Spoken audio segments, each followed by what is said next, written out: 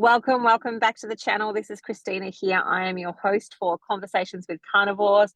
Today we're going to be talking with Andrew and of course all about things to do with carnivore. So welcome to the channel and the podcast, Andrew. It's nice to have you here. It's good to be here. Thanks for having me. Awesome. So the question that I usually will start people off with is like, how long have you actually been carnivore now? My birthday's in the middle of August. I had a blowout. My boss gave me a very expensive bottle of bourbon, and I had a long weekend with my birthday being on a Monday. I had a blowout, and I started the day after, or the day I went back to work on the Tuesday, and I've been carnivore ever since. So it's 8 months, 8, 9 months. Oh, wow. The trigger was both my bosses at work went on Ozempic the week before. Wow. Oh, bugger, if I don't do something about this, I'm going to end up doing the exact same thing. And I don't like pharmaceuticals, and I don't want to be beholden to a company to inject a drug so that I can continue to eat poor food and get slim. So, yeah. Yeah. And that's a really great way to look at it. Like, I think sometimes we all need a bit of a wake-up call. And for me, it was seeing my blood glucose was massively high. For other people, it's watching what's going on and seeing the future projection of what could be on that pathway for them. So I'm curious, because I think carnivore's a really interesting one because it's not like mainstreamy yet. Like, you know, we're kind of starting to get there where people are starting to talk about it, but it's not the usual pathway that people go on when they decide to take care of their health. So what led you from, I don't want to go on Ozempic to I'll start carnivore? So this is the second time I've lost significant weight. The first time was about 12 years ago, and I did it following Primal, which is a version of paleo by Mark Sassoon. Yeah. I kept the weight off, actually over 12 years ago, about 15 years ago. I kept the weight off for about 7 or 8 years. Then I ended up with 2 jobs that were toxic. One, they stole intellectual property and stole a patent off me. And the other one was just a horrible place to work. I used food as a comfort food. The first job I was doing, 12, 14-hour days, 7 days a week. And, after you've done that, cooking good food was, I'll grab something quick. And, the snowball builds as it rolls down the mountain. And so I did. And then the second job, after I was unfairly dismissed and, went through court and everything else, through that first job, ended up at the second one, and it was good for a couple of years. And then there was, one of the directors had an affair with the accountant who was the next door neighbour of the other director. Oh gosh. Long story short, they ended up hating. These are the days of our lives. So I got stuck in the middle, and it was just, I should have left faster than I did. Eventually I was going to have a mental breakdown. I ballooned out to about 155 kilos. And I was miserable. And one day, that's it. I snapped. I had enough. I didn't have another job lined up. I just wrote a resignation letter and walked out. Wow. Then, so I'd done low carb. I knew it was really good at reducing weight, getting hunger under control, letting your body listen to the hunger signals, which is the big one. I don't eat chocolate. I don't eat lollies. I just overeat. I like bread. I like salty things, salt and vinegar chips, that type of thing. And once I start, just that signal that you get that, hey, you've had enough, to reach my brain. And keto is, carnivore is essentially not an extreme form. It's just the ultimate form of keto. Yeah. And I'd known about keto for a long time, and I went, it makes sense. I've got psoriasis. I know that's an autoimmune condition. It's essentially a form of an elimination diet. So, and my psoriasis had got worse. It had started spreading to my legs, which I've never had. In the last, I got it when I was 17, and sort of 20 years, it was just on my elbows and my scalp. My face started getting worse, and it started spreading to my legs. So I went, all right, I want to get rid of that, get on top of it. So I thought, well, I'll lose weight and eliminate everything that I think it might be. that's kind of where I landed. And once you start and you improve and everything feels amazing and you feel 20 years younger, and I was losing about 2.6 kilos a week at one point. You don't want to change. Yeah, go the testosterone for you. Yes, yes. Helping you lose that 2 point however many kilos a week. Go testosterone for that. Many women will be listening to you. Who you? But I love it. It's not as quick at the end, but at the start, I had lots to lose. It was, the body was get rid of it. Yeah. So psoriasis, has that cleared up for you now, or are you still on the journey of repairing that? 90% improved. Yeah. Way better than it was. My legs have cleared up completely. My elbows, there's a little bit of dry skin there. My face is every now and again I get a little bit of an outbreak. There's a healing process I've got to go through, and I'm confident that I'll get there. It's just not entirely there. And look, I know that journey. We've healed my husband's psoriasis, and it does happen. It just takes time for that to actually happen, because you've got to retrain your immune system to calm down. And I potentially leaking gut from antibiotic use when I was younger. I'm not entirely certain. I had chickenpox at 17, and I got it pretty badly because I was a bit older. It was in my ears. I couldn't stand. I couldn't walk. I was crawling to the toilet, and I've had it ever since then. I'm not sure why that was a trigger. It is that my mother has it as well, and one of my other brothers has it.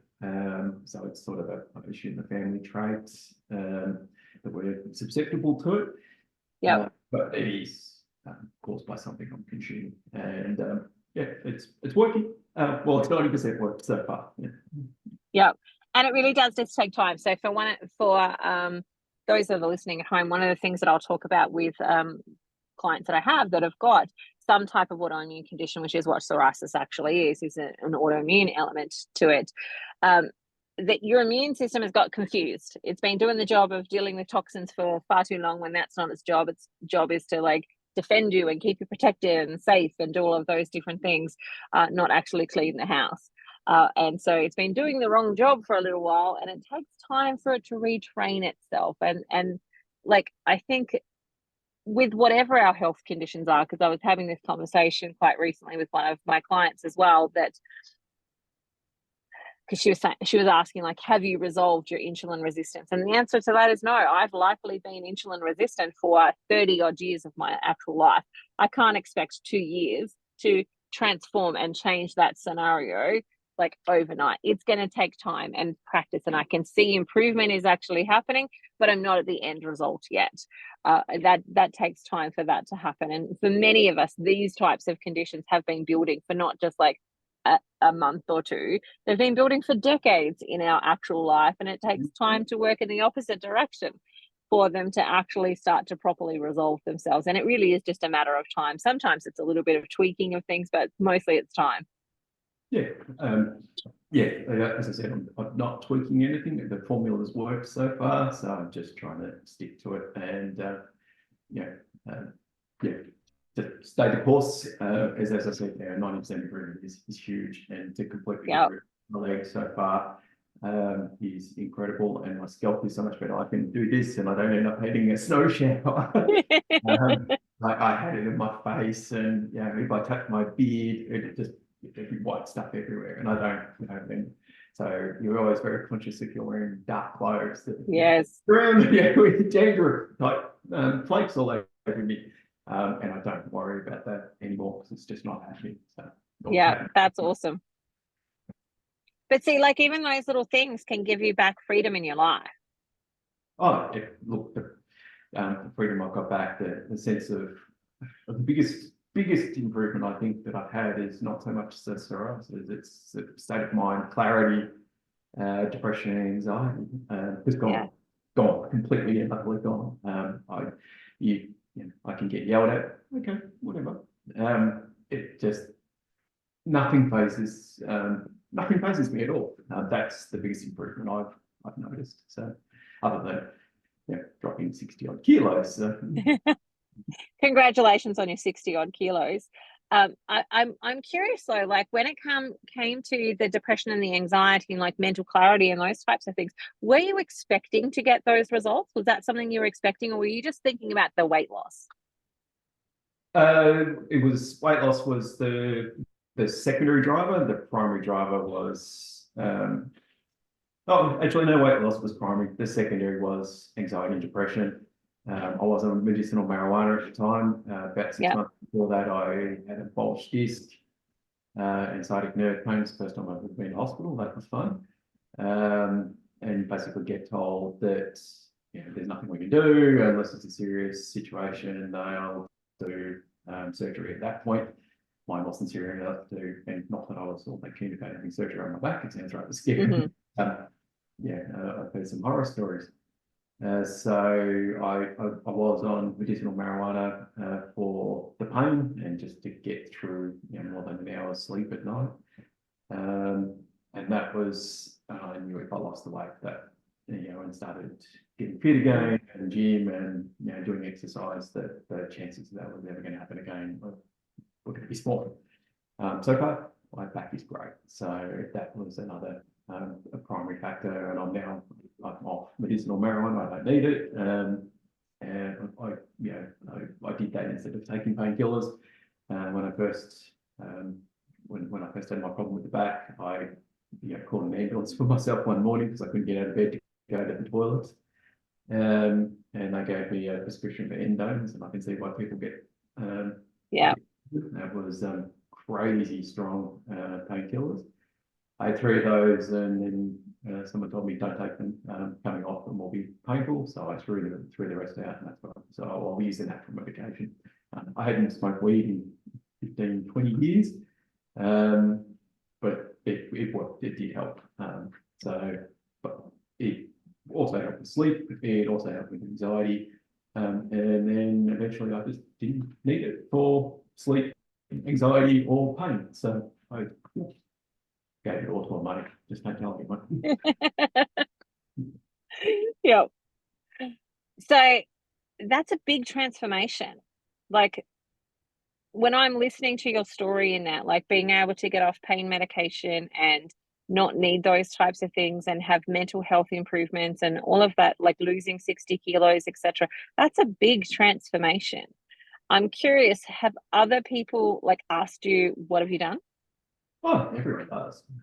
Everyone listens and then goes, but what about vegetables or salad? If it comes from an animal, I eat it. If it doesn't come from an animal, I don't eat it. My usual comment is I'm the complete opposite of a vegan. However, so my best mate has now started to he's about half carnivore because he's seen in my health. He's not overweight at all. He doesn't have any medical conditions, but he's noticed, my focus and mental clarity and, the depression, anxiety of which he suffers from a little as well. So he's starting the transition and has asked the questions, what do I need to do? And, get electrolytes. It's a little bit harder for him with him. He's a single dad and looks like he's got full custody of his child, or almost full custody of his child. So, everything's a little bit haywire for him at times. Yeah. But everyone else listens and then ignores. You can lead a horse to water, you can't make it. That's what it boils down to. When it's like quitting smoking, you've got to want to quit smoking. You can't be made to quit smoking. So yeah, I hear you there. I just had a conversation prior to coming here today, and they were asking me about food and things like that. And I'm like, the question that I actually have for you is, what are you willing to do? Because I can tell you the answers, but if you're not willing to do them, then we're just wasting each other's time. Because I can say the things to you, but if you're not willing to try them, it's going to go nowhere. Yeah. My experience is exactly the same. Whilst I'm happy to tell anyone who wants to ask, generally it's I can't believe you're doing it. Well, I had a conversation at work with someone I work with, and I said, I do anywhere from 9 to 11, 12-hour days. I'm up and down stairs. I do 15 to 20,000 steps at work without even thinking about it.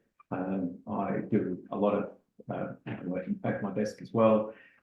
I run circles around and people that are 20 years younger than me, and I come home and then I go for a walk, I go to gym, and I cook dinner, I do all my dishes, I live by myself, I'm single, my house doesn't clean itself, my food doesn't make itself. Yeah. And I've got all the energy in the world to do that. And well, what about veggies? Come on, can't you see what I'm doing? Yeah. I think it's an interesting one though, like the what about veggies question, because I think like for many of us, we've had it like drummed into us from the moment we were children. You've got to eat your vegetables, or you're not going to be healthy. And so I think it's almost like people are stuck on this glitch of like, but vegetables. I always I encourage people to look up the the nutrient profile of red meat and then compare it to veggies, and you're not allowed to call red meat a superfood. It is a superfood. Exactly. It's more than everything else. It's complete nutrition. Well, what about veggies? Well, yes, veggies have got nutrition in them, but they've also got anti-nutrients in them, got acrylic acid and a range of other, not so pleasant things. We don't need them. We can certainly survive on them, but we don't need them. But yes, the media has eat your veggies, eat your salad, 5 serves a day, etc., etc., etc. It is drummed into us from a very young age. It's not right, but I kind of think like the rebel in me actually really likes that I don't eat vegetables. Like that part of me that wants to buck against the machine is like, yeah, I'm not eating vegetables. Admittedly, I don't particularly like vegetables. I only ate them because I thought I had to. So Yes. turns out I don't. Well, see, that was the thing for me. Like I've done, years of nutrition training, and I basically also then trained myself to enjoy vegetables. Like, how do I make the broccoli so that I want to eat it? Well, I slather it with butter and cook it in bacon grease. Like, how do I make Brussels sprouts tasty? Cook them with bacon and put some cheese on top. Like all the things that I'm making to make these things edible for me, add carnivore foods to them.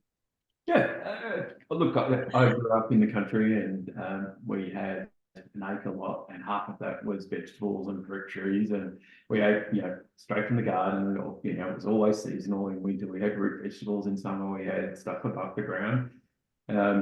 So it was kind of part of my upbringing.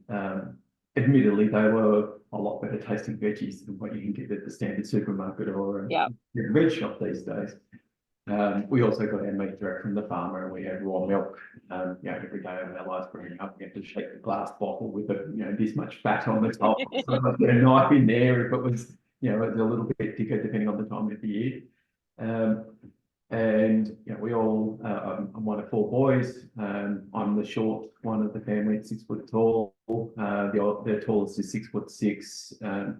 We're all very young, we're all very healthy, we're all very successful in our careers. We had a great start to life, and I think it was all around mostly the good quality meat that we had and the raw dairy that we had access to. We didn't have soft drink, we never had McDonald's. We would get fish and chips, once a fortnight, and that was a treat. And that was the only takeaway food that we ever had growing up. So I think that made a big difference. Obviously when you're growing a human body, give them good fuel, and they'll turn out to be a pretty healthy and pretty healthy human. Yeah. So I'm curious, like, how has everybody else around you, like, have they supported you? Have they tried to discourage you? Are they telling you you're doing something wrong? Or like, are they all just cheering you on? No negativity at all. It's all been mostly positive. I think my bosses are a little bit dark on me that they're on a Zoom and have lost very little, but they know what I'm doing. I do work I work in the red meat processing, or we do beef and pork. We're a large producer, and so my bosses have got access to some of the best meat in the country. I do too. Thankfully, I'm later paid wholesale, so that does help. With the bills. But yes, neither of them have lost anywhere near as much as I have on the Ozempic. So Yeah. Well, the interesting thing too, like I could talk about the problems with Ozempic forever and a day, because I've got a whole bunch of patients that have come in after coming off of Ozempic with lots of digestive issues from that. But from the weight loss perspective, there's this massive difference as well of when you are, say, using something like Carnivore, which is basically a ketogenic sort of style of diet, you actually reabsorb more of your skin as well. Whereas when you lose weight on something like Ozempic really quickly, you often end up with all these lots of extra skin that then hangs around, and you can't reabsorb that because you're not in that state of ketosis or autophagy where you're actually reabsorbing your own excess proteins anymore. And so there's this vast difference as well, just from the weight loss that you get from something that's a medication based one versus actually you're eating such a nutritional diet right now that you don't need all of this extra stuff. Like, and I think one of the questions that I want to ask you is, because for me was, as I'm listening to your story, I'm like, for me, it just screams freedom. Like the choices is that it's given you freedom. But one of the things that people will often say to me is like, oh my God, it's so restrictive. How can you live with such restriction? And I'm like, oh, it's because you don't get the freedom. Like you're missing the freedom. And I wonder if you could talk a little bit about that. So in my mind, I've focused on making food fuel, not not joy. I get joy from eating a great steak, with some scrambled eggs cooked in heaps of butter, butter mayo. It's just incredible. But it's just fuel. It's not. Yeah. It's not something to, I don't go to a great deal of effort. I don't have a lot of dishes. I'm making fuel. So for me, that's how I've tried to, it'll take a lot more time. 8-9 months is not nearly enough to turn around something that's, we've turned into, a celebration and just considering it fuel. So that's how I've managed to do it.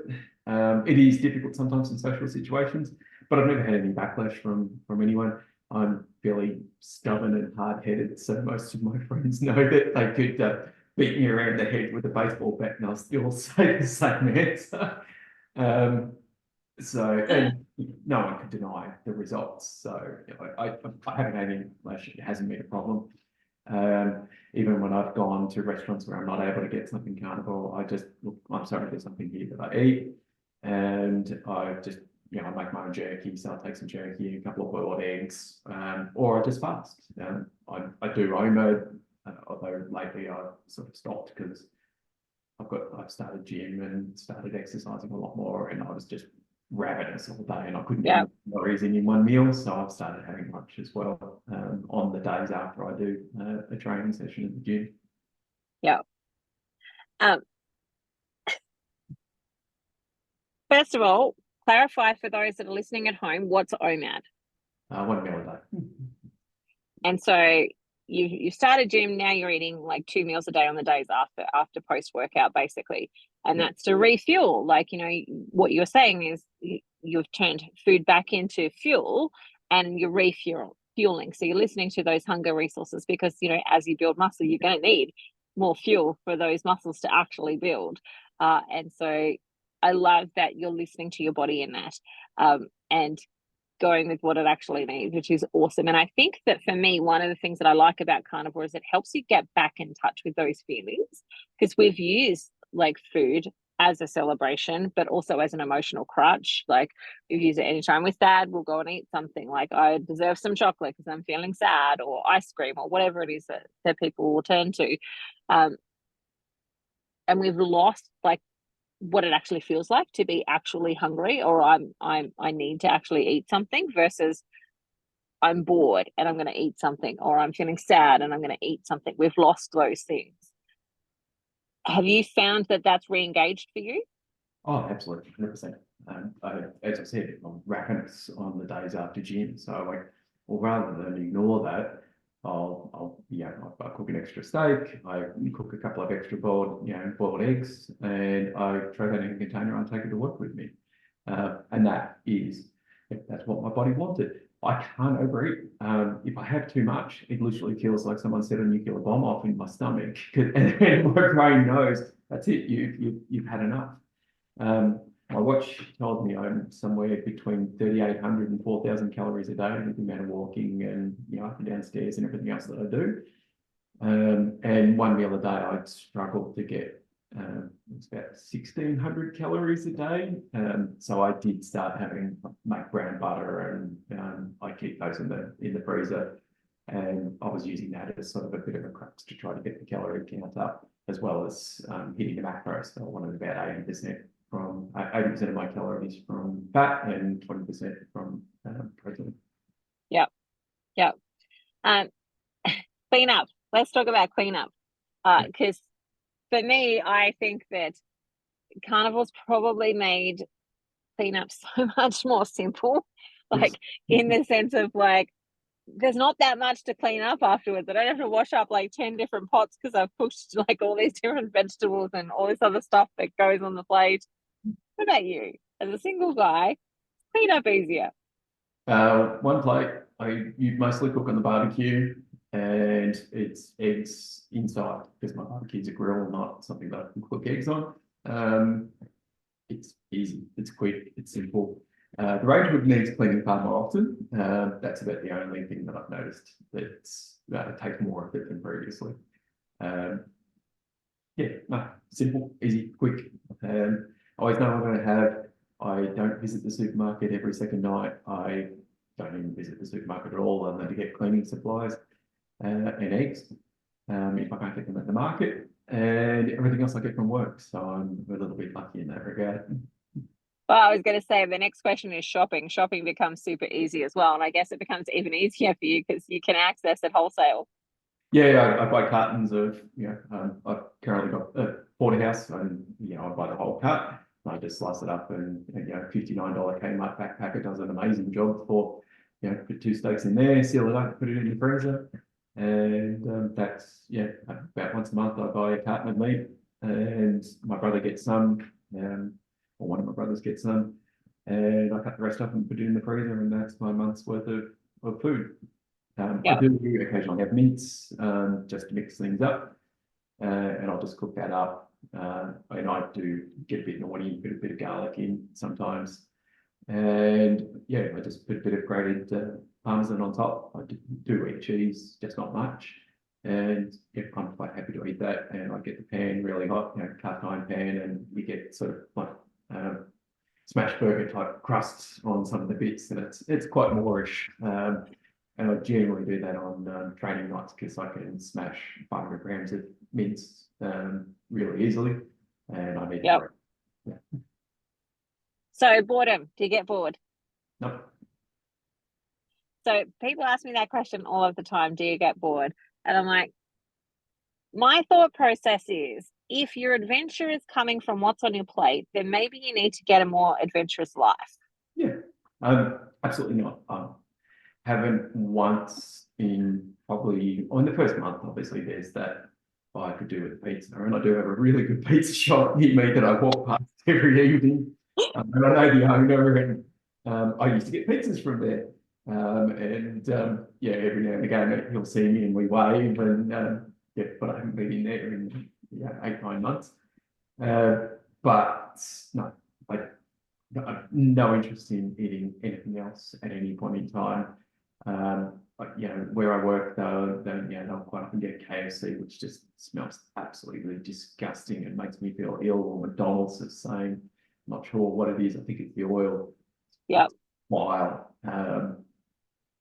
Which sounds a bit, I'm looking down my nose. I just don't like the smell. But no, not tempted once. It just doesn't interest me anymore. Food is fuel, and I want the best fuel I can possibly put into my body. And that's Australian pasture fed and raised beef mostly. I do get pork as well. We do a free range pork that's really good. I've got a charcoal grill, and I'll quite often, just put it in the freezer, crust it a bit, cut thin slices, and just put it on the grill, cook it, and then eat it straight off the grill. It's amazing. So I have no interest in anything else. So something that I find that inevitably people tend to do a little bit more of is that they start to get into like optimizing their steak. And what I mean by that is they might like learn some new things about making steak really great, like how to actually cook it really well. Like, for example, doing, I know Dr. Anthony Chafee, he does the air drying the steak where he's like drying the steak. Other people are smoking things and like having a bit of a play with those types of things. Are you doing any of that? Oh, I've done that for years. So I've got a sous vide machine. You're already a pro. Yeah. And I work in the meat industry. We have an air drying fridge at work, so I can put my own meat in there and keep it there to air dry meat. I've got air drying meat bags that I can vacuum seal them in and leave them in the fridge. Doing the just a dry brine is actually pretty good. You just salt the meat, put it on a tray with some circulation around, and put it in the fridge for 24 hours. It's really nice.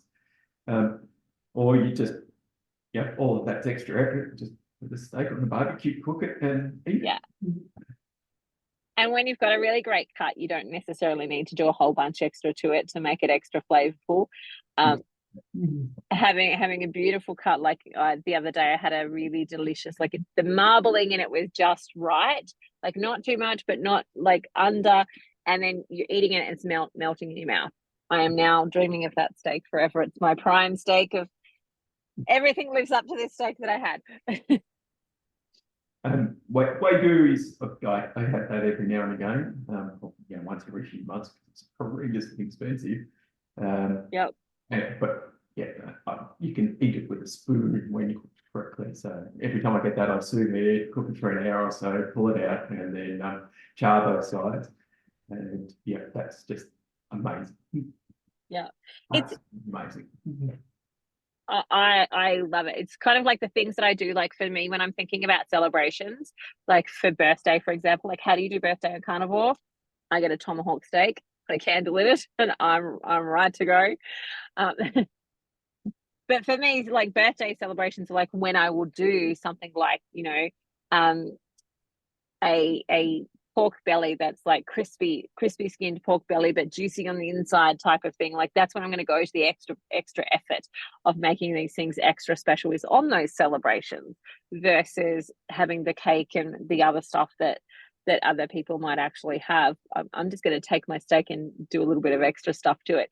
But one of the things that I think is interesting is that people will generally ask me about the cost of Carnivore. And I know for you that might be slightly different because you've got access to wholesale means.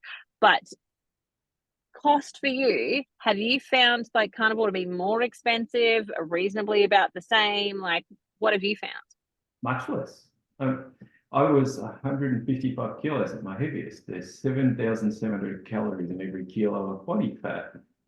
You don't get that big without eating too much. And when you're eating too much, you've got to pay for it. And junk food is expensive. It's not cheap. There's a perception that it is cheap. It's not. Admittedly, yes, I get meat at wholesale, but we're also not cheap wholesale because we're premium meat. But I'm spending far less on food than I was previously. I was spending far less on food than I was when I was paleo, when you're buying all of these. And when you live by yourself and you're single, a lot of that goes to waste because most of those packages are designed around families. Yeah. So I was throwing away a lot of food, and for me, I would say probably 20 to 30% less. More. And I'm not going to the supermarket as often, so the opportunity to buy more food is just not there because I don't need to do it. Whereas every second night on the way home from work, just grab that and I'll grab that, and then you inevitably grab too much and it goes to waste and throwing it out. I'm taking that. I was wasteful before though, so because of that, only fitting one mouth rather than fitting multiple mouths. Well, I find in our household as well, like, when we're like, not everybody in my household is 100% like meat-based, animal-based or carnivore. Some of them are and some of them aren't yet. I say hear the yet bit Yeah. of that. Um, but I know that when I've done experiments, because my family will come on crazy experiments with me, and I'm like, let's do like 3 days of like carnivore so I can like record how much it's going to cost us to do it for everyone in my family to do these things. We have no food waste on those days. There's absolutely nothing that's getting thrown out that's like getting left out. Everything gets eaten, even if it's not in this meal, we're eating it in the next meal, because nothing gets wasted on those days. It's usually when there's extra stuff, like, you know, somebody wants a salad, who those crazy people are that want the salad, but there's always, every time they want a salad, there's always food waste from that. There's always stuff that has to be thrown out because it's gone mushy in the back of a fridge. Like, stop asking for salad. You're not eating it. Yeah. And what was the best part of the salad? The meat or the cheese that you put on top? Yeah. Exactly. But one of the things that I was thinking about as well is, like, for my family, so I have 7 children. If we were to go to, say, McDonald's, and everybody got a meal where they were adequately fed, that's gonna cost me about $120. Or I could go and buy $120 worth of really nice steak, and we would have had a really delicious meal that also filled up everybody, but also gave them lots of nutrition. And I probably would still have some left over. Like, at $120, I'm sure I could absolutely choose some cheaper cuts than that much to be able to fill everybody. I fill it at my local butcher shop for $26 a kilo. It wasn't particularly fatty, it'll be old dairy cow, but it's still, I feel it's still going to be tender because it's an underworked muscle. It won't have much margin, but you can make up a cream and butter sauce and put it over the top and get your fats that way. $26 a kilo. Or you can just buy mince. Mince is great. Exactly. It's got all the tendons and ligaments and, you know, the extra collagen that you're not getting when you eat the muscle meat. Muscle meat. Yeah, exactly. So for you, was there any major challenges when you went from not carnivore to carnivore? The usual, explosive diarrhea. Fortunately, it never happened where I had to run to a toilet. But yeah, it was one of those, yeah, you know about it for the first couple of weeks. Don't trust a fart. Yeah, don't trust the fart. The other one was I had to get onto electrolytes. I did have muscle cramps. I'd be sitting on the couch or lying on the couch, and it just started as a sort of a tingle in my lower legs, and then my whole leg, it just seize up and lock up, and then, you know, jump on the phone, you know, jump on Facebook, and everyone's electrolytes. Okay, so I got some of those, and that disappeared literally overnight. Other than that, no. Other than, you know, that adaptation phase, keto flu is a thing. The first couple of days it's a bit rough, and, you know, do I have to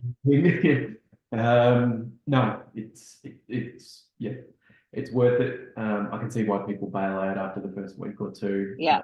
particularly with the diarrhea situation. But no, I was determined. I'd had enough. I'd reached my tipping point, and when that happens, I'm all in, and yeah, here I am. So is that the thing? Because, like you just said, that you can see why people, like, you know, might jump off after a couple of weeks in that, like, really early stages of, like, the throes of everything being up in the arms. Like, was it your determination that just kept you going? Oh yeah, absolutely. Yeah. When I set my mind to something, I'm going to accomplish it. And I set my mind to the fact that I didn't want to be 155 kilos anymore. I've got I've got a snowboard, I've got boots, I've got all the gear, and I haven't snowboarded in years. My brother's got a, you know, very expensive wake boat. I haven't wakeboarded in years. I want to be able to, you know, do all that. I'm 48 this year. I want to grow old well. So I was determined to, you know, I got out of a toxic job, or 2 toxic jobs, turned my life around. I had a 6-month contract job that was just amazing. I got my mojo back. I had a problem with my back, and I went, okay, I'm now in a much better place.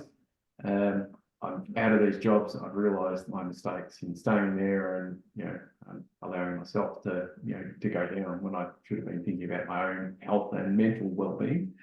Yeah. And then after after my back had healed enough that I was able to start, you know, walking and, you know, and doing everything right, I had my final blowout around my birthday, which was planned. And I feel that's it now. It's all in, and I went all in, and I haven't looked up. Yay. So future, what is the future for you? I still got about 5 to 10 kilos to go around my midsection. Of course, the one place you want to get rid of it first is the last place. Yeah. The place that we all go, let's get rid of that.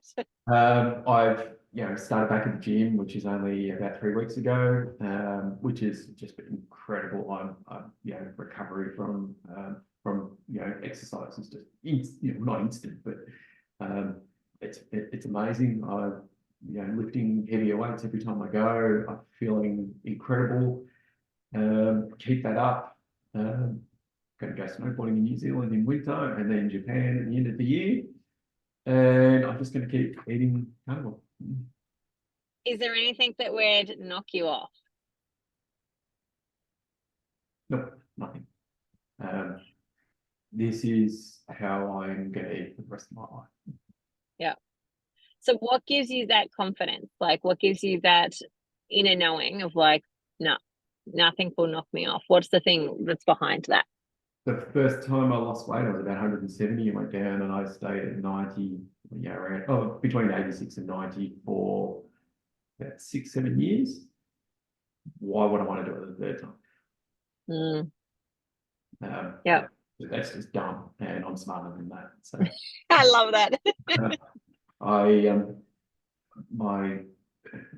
just recently buried my grandfather. He was a week shy of his 101st birthday. On mum's side of the family, and Nan was 96 when she passed.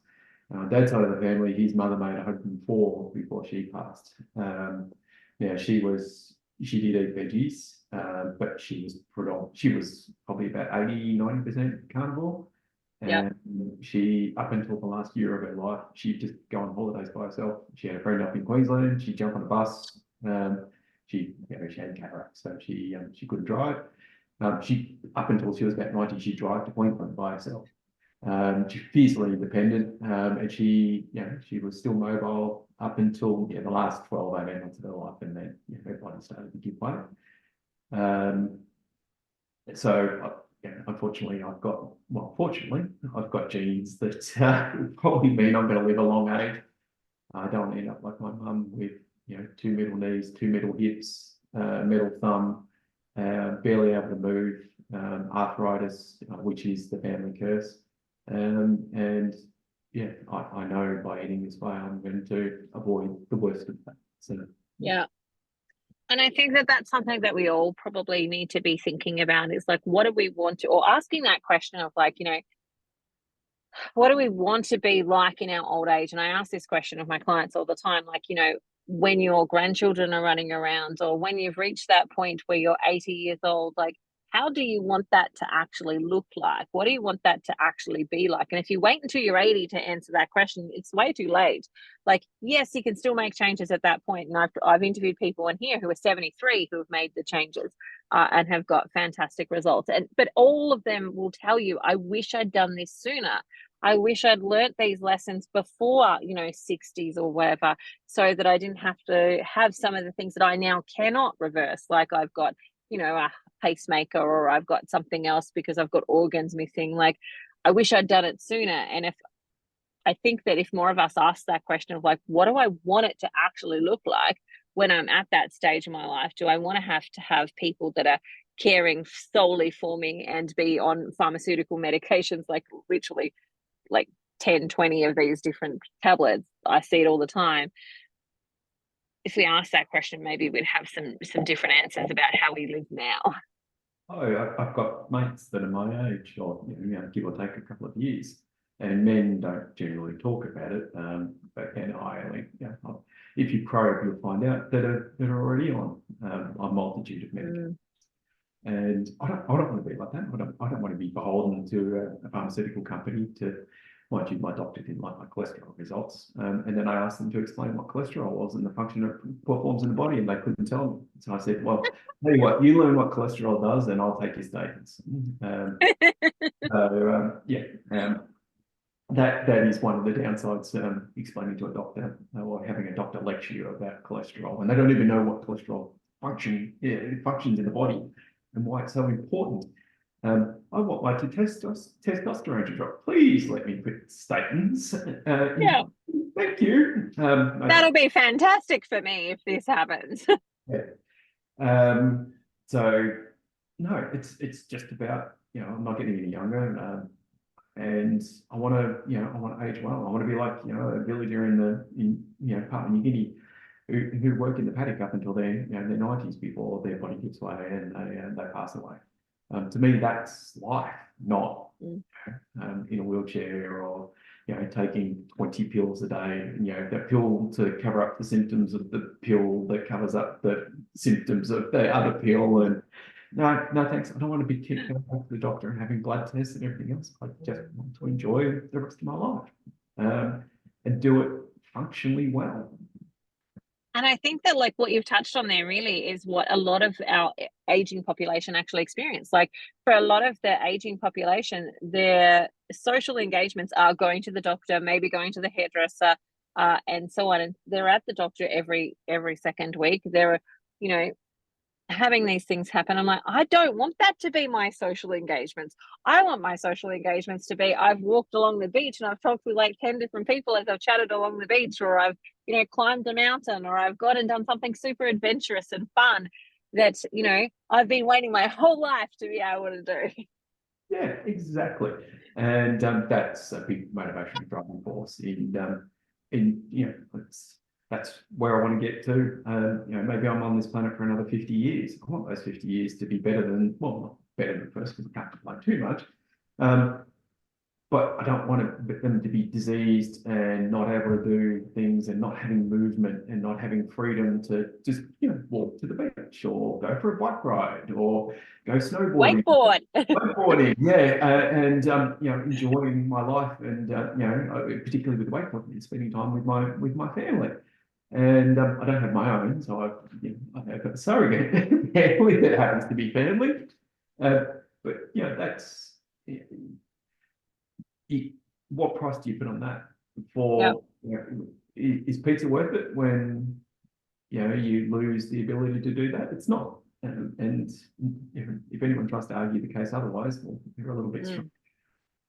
Yeah, it was interesting because this morning I was at a women's event, and it was a brunchy type thing, so there was like all these smorgasbord of like beautiful cakes and things like that there, and I wasn't eating, and someone from across the table was like, "Oh, you're not eating? Are you sad? Like, is something wrong?" And I'm like, no, I'm choosing not to be sad. I'm choosing not to be sick, and I'm choosing not to be unwell, because there's nothing there that actually is going to, like, maybe I could have picked a couple of things. I wasn't hungry, I didn't need anything, but how many people actually eat at those types of events when they're not hungry and they don't need anything, and the things that they're eating are not going to be things that are actually going to nourish their bodies anyway?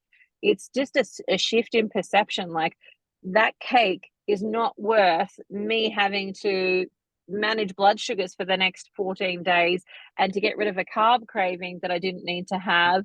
Like, it's not worth that for me to actually eat that thing.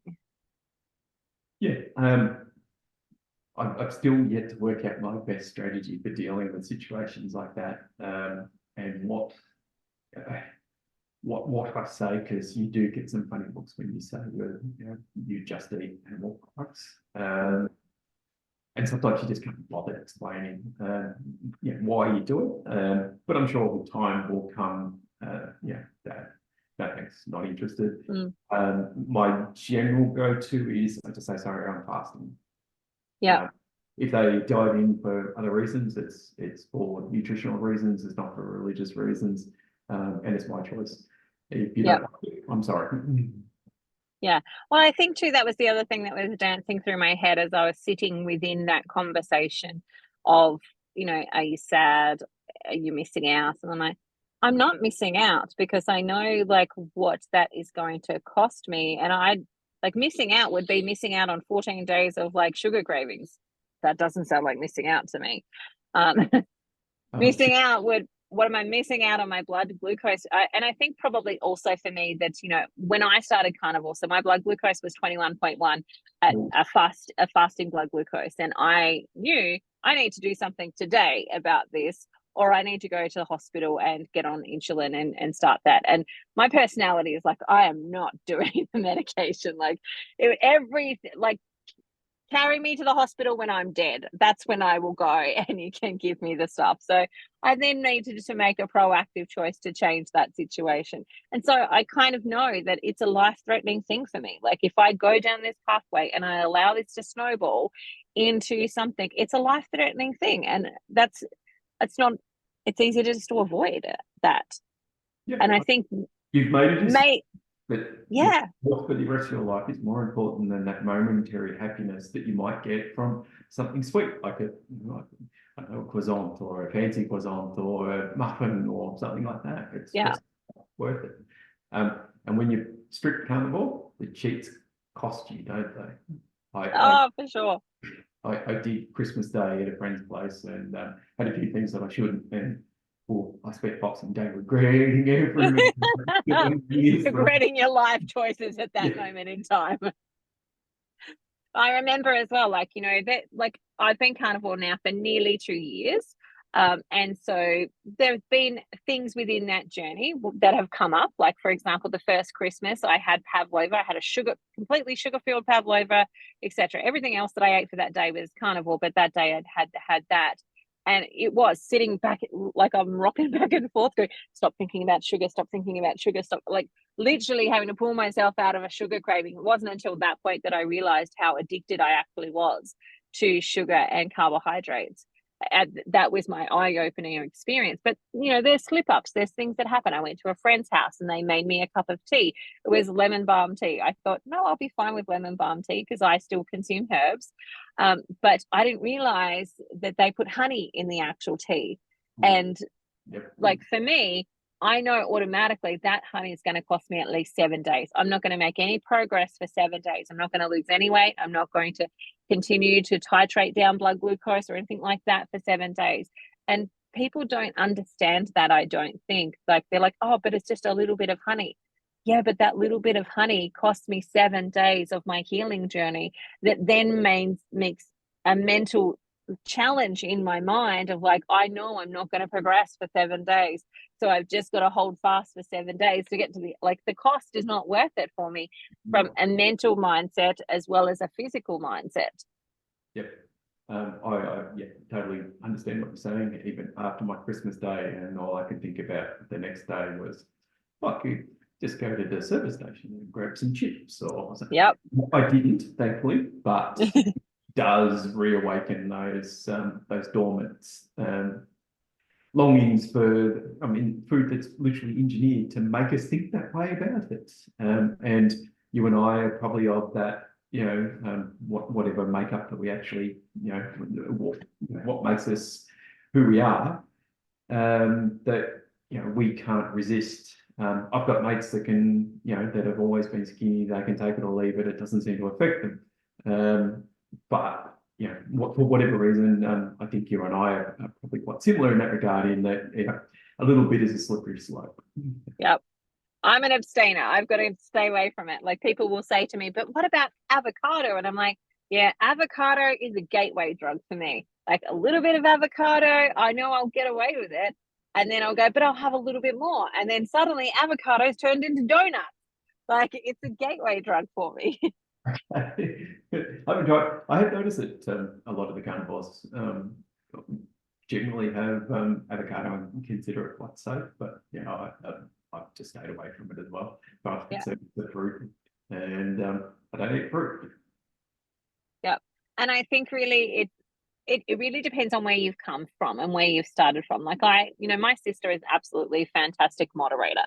Like she was the person where we'd have Easter as kids and she'd like eat 1 or 2 of her Easter eggs and then taunt the rest of us for the rest of the year, because she'd still have Easter eggs by the time next year Easter came around, where we all gobbled ours all up on the first day and put ourselves into sugar covers.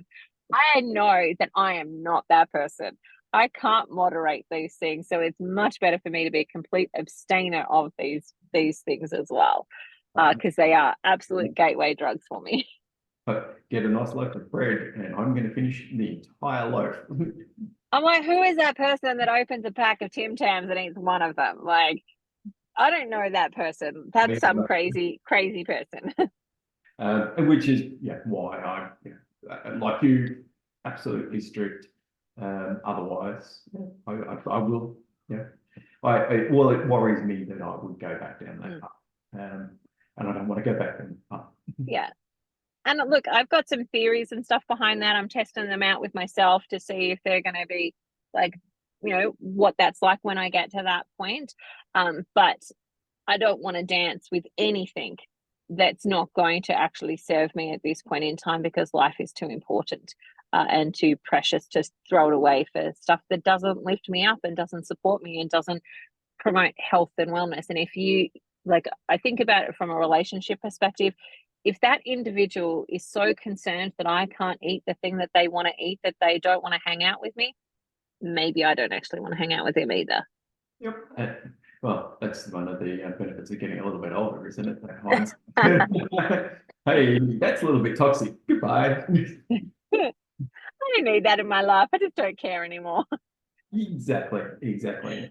Yeah, with age comes wisdom, and the wisdom to realize that if you're not doing something that's good for you, then it's bad for you. You probably should stop doing it. And if you hang around people that are encouraging you to continue doing those bad behaviors, because they might be friends that can, have a cake once a week and get away with it, and not have any issues with high blood sugar or any, diet-related issues.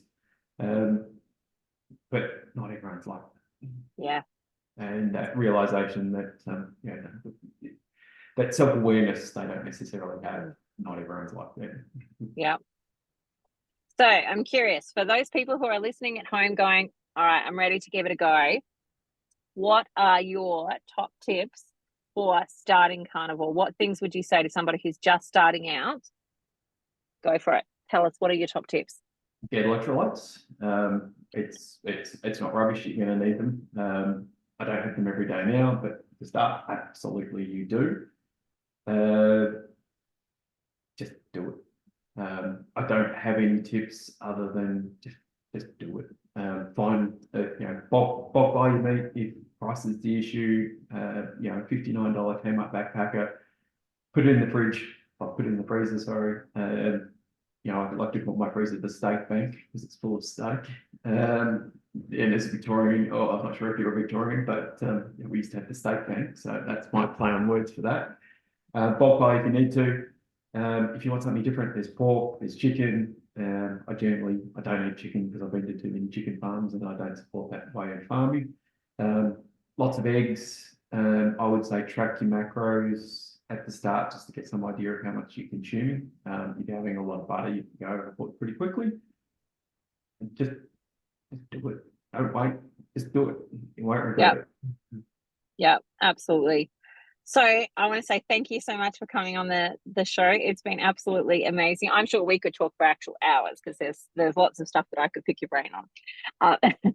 And maybe when you hit your 12-month mark, right, it would be a good idea to actually come back on and give us an update on how you're going with some of the stuff in regards to like psoriasis and so on. That would be cool to see you again. I'd be back on and share an update in 4 or 5 months' time. Yeah, that'd be great. And have wisdom from your carnivore birthday. Yes, yeah. It'll be 100% carnivore this year. I've already got a dry aged ribeye in the freezer ready to go. It's a monster, so I'm all ready. Love it. All right, thank you again for coming on the channel. It's been amazing talking to you, and I look forward to speaking to you again. Look forward to it as well, Christina. Thank you. You're welcome.